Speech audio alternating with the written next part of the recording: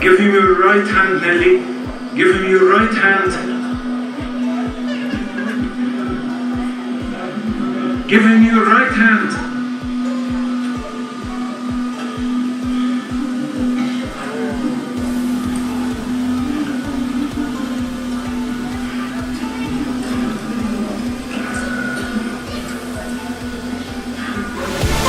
They're so sweet. I'm like their kanchi, right? I know Goji Madam China. Goji Madam China. Goji Madam China. I know Goji Madam China. Goji Madam China. Goji Madam China.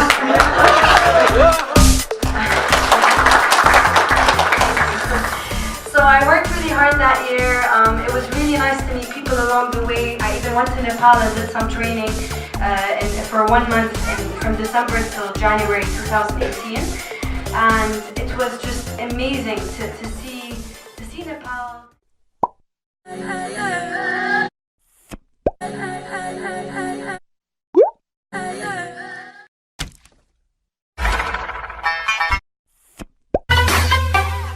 And as I went through her profile, she mentioned that she is inspired to inspire. So this time it's our turn to inspire and get inspiration from Miss Nelly Attar. Yeah, please, the floor is yours.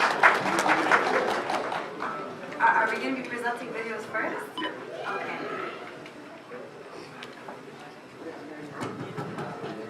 So this was my summit photo. As you can see, sorry, can you go back to the picture? As you can see, it was really, really cold. One of the questions I guess asked on Everest, how cold was it? It was roughly minus 40. You can see my hair was frozen. And it actually took a few hours to defrost. It stayed frozen the whole day. Okay, we can begin with the video, please.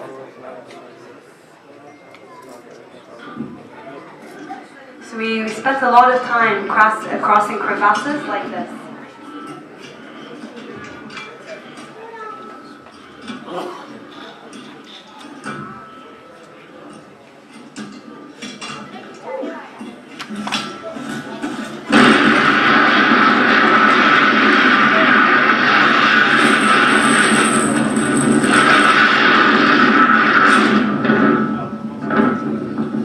Going from Camp 2 to Camp 3.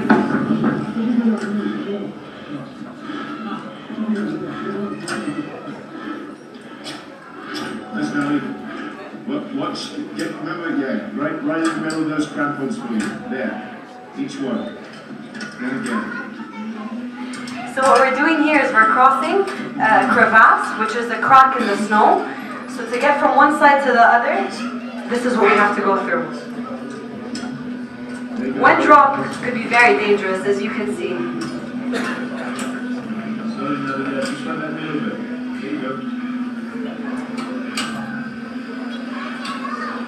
Would anyone like to try this?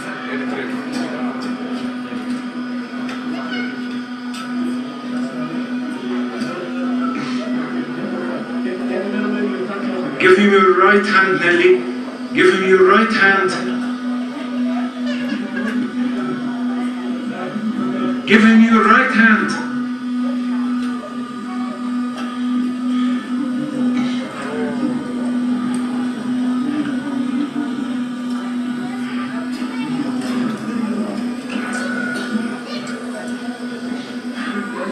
Next video, please.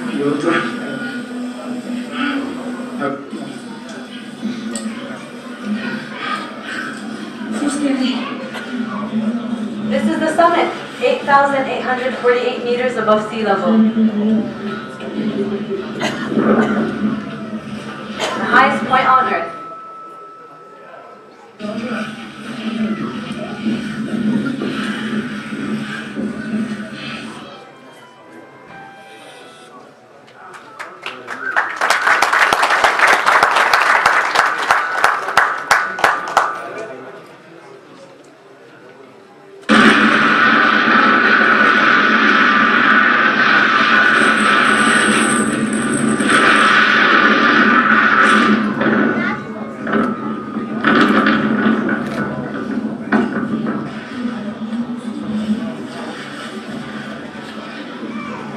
Thank you.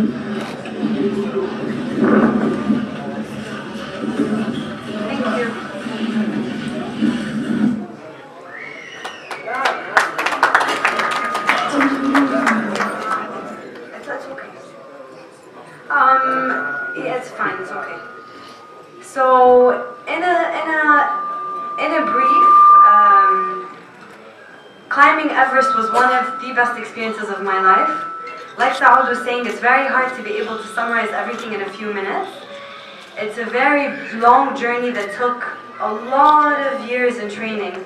So the first time I climbed the mountain was in 2007, and that changed my life. And then I started to think of Everest later along the years when I started to climb more and more and more.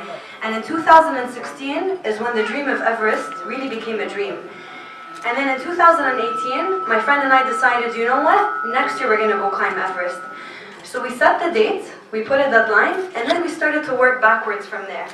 I didn't know what it takes to climb Everest. Everest is the highest mountain in the world. It's very different to any other mountain. I didn't have resources here in Riyadh, and as a female, training outdoors was very challenging in a lot of ways. So the year was very, I would have to say, very insightful. I learned a lot of things along the way. And one of the biggest lessons I learned was never give up. If you have a dream and you believe in your dream, you can achieve it. Only you can achieve it if you believe enough. So I worked really hard that year. It was really nice to meet people along the way. I even went to Nepal and did some training for 1 month from December till January 2018.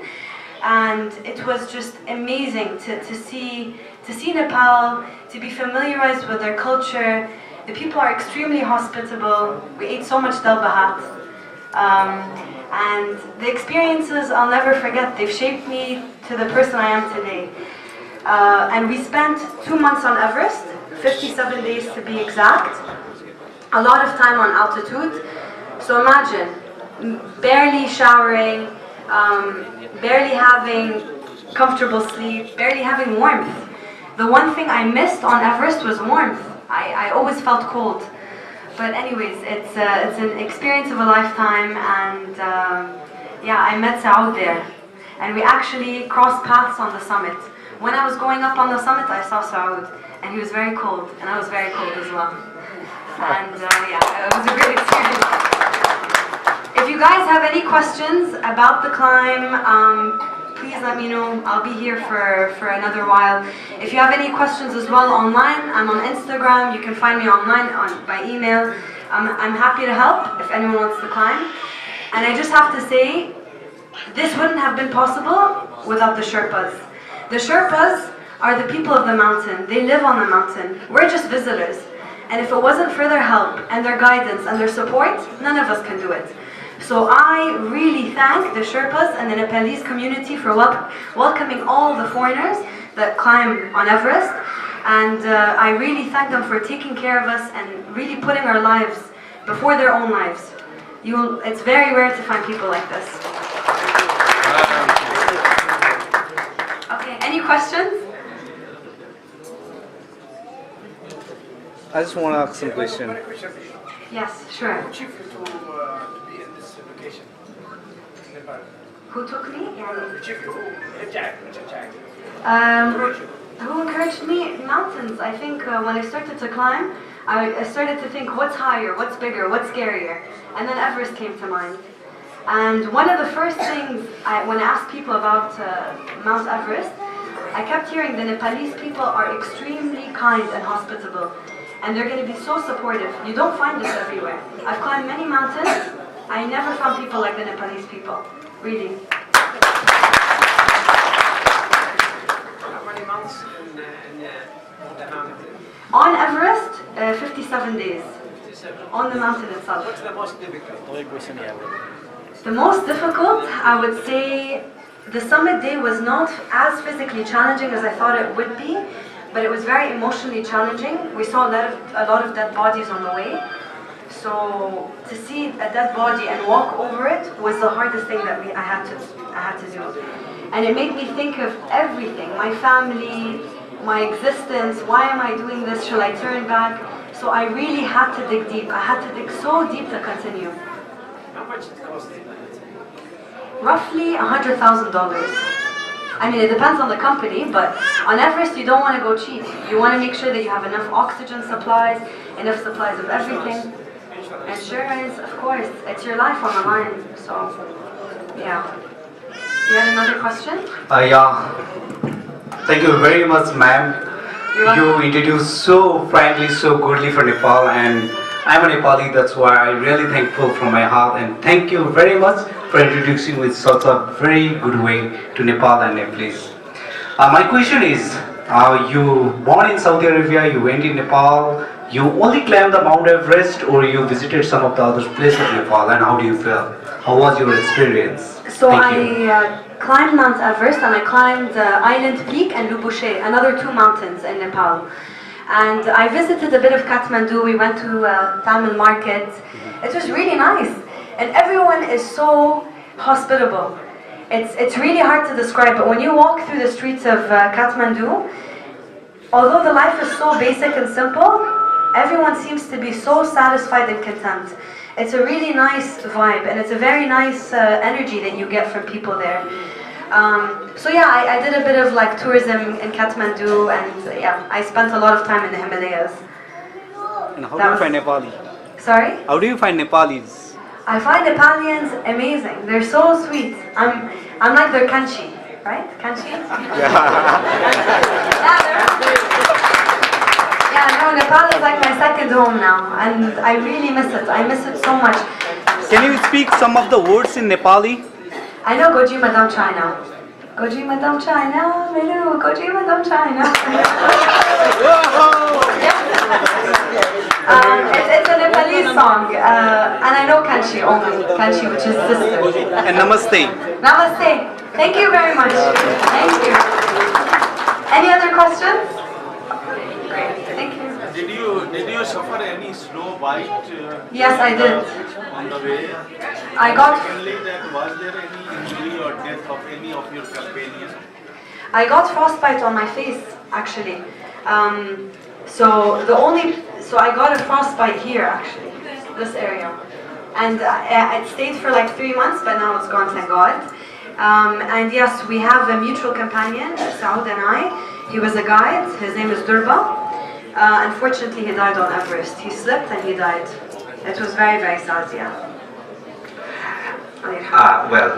Well, thank you, Miss Nelly.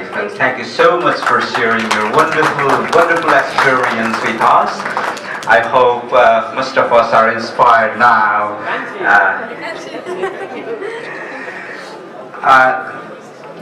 Distinguished participants, we also